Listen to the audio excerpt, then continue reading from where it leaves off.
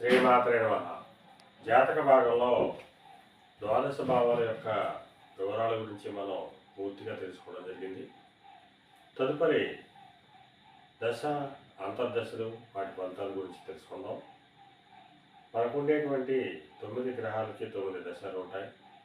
రవి మహాదశ 6 సంవత్సరాలు, చంద్ర మహాదశ 10 సంవత్సరాలు, కుజ మహాదశ 7 సంవత్సరాలు, రాహు మహాదశ 18 సంవత్సరాలు, గురు మహాదశ 16 సంవత్సరాలు, శని మహాదశ 19 సంవత్సరాలు, బుధ మహాదశ 17 సంవత్సరాలు, కేతు మహాదశ 7 సంవత్సరాలు, శుక్ర మహాదశ 20 సంవత్సరాలు. ఇలా మొత్తం కలిపి 108 సంవత్సరాలు ఉంటుంది. వీటి యొక్క గ్రహ చక్రాన్ని బట్టి, అంటే మనం పుట్టినప్పుడు కాలచక్రాన్ని బట్టి దశ అంతర్దశల ఫలితాలు మనం తెలుసుకుందాం.